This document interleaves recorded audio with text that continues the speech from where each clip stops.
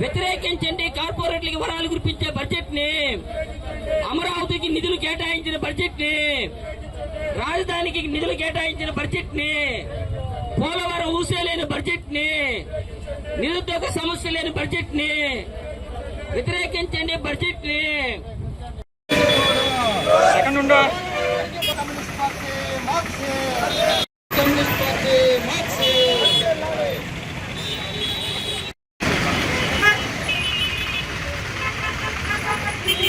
ఆంధ్రప్రదేశ్ కి లేని బడ్జెట్ ని, పోలవరానికి నిధులు కేటాయించిన బడ్జెట్ ని, అమరావతి రాజధానికి నిధులు కేటాయించిన బడ్జెట్ ని. మిత్రులారా, కేంద్ర ప్రభుత్వం ప్రవేశపెట్టినటువంటి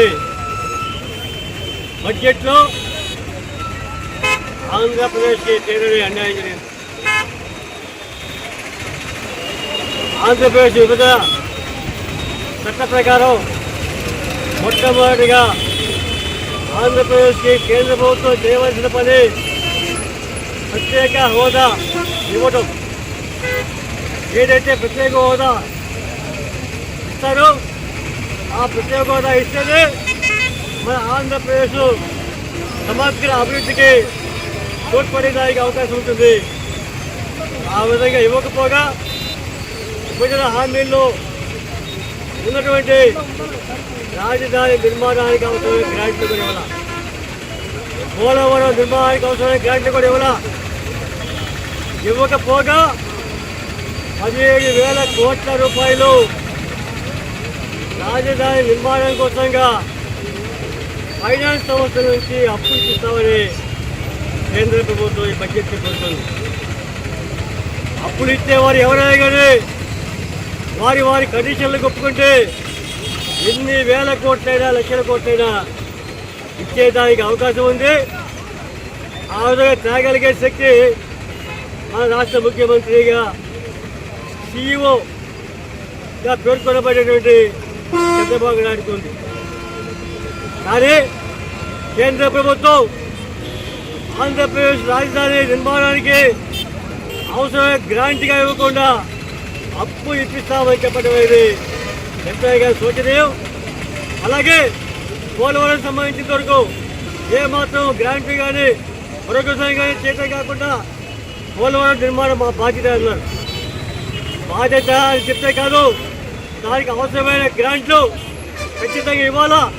ఈరోజు పోలవరం నిర్మాణంలో ఎవరైతే భూములు కోల్పోయారో, తమ సర్వస్వం త్యాగం చేశారో, ఆ విధంగా త్యాగం చేసేటువంటి నిర్వాసితులకి ఏమాత్రం కూడా న్యాయం చేయకుండా పోలవరం ప్రాజెక్టుని మేము నిర్మాణం చేస్తాము, ఆ హామీ మాది అని చెప్పడంలో ఏ మాత్రం కూడా సముచితం కాదు.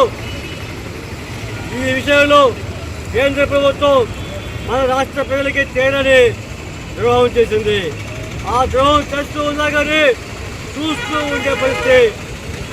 ఎంతో కీలకంగా మన మద్దతుతోటి ఆంధ్రప్రదేశ్ నుంచి ఎన్నికైన పార్లమెంటు సభ్యుల యొక్క మద్దతుతోటి ఉన్నటువంటి ఈ కేంద్ర ప్రభుత్వానికి సంబంధించి కనీసం మనకి అవసరమైన మేరకైనా సరే మనం మన హక్కులు కానీ మన గ్రాంట్ కానీ సాధించుకోలేక ఈరోజు ప్రభుత్వాన్ని చేపించే పరిస్థితికి చేరుకోవడం మాత్రం ఆంధ్రప్రదేశ్ రాష్ట్ర ప్రజలు ఏ మాత్రం కూడా సహించే పరిస్థితి లేదు.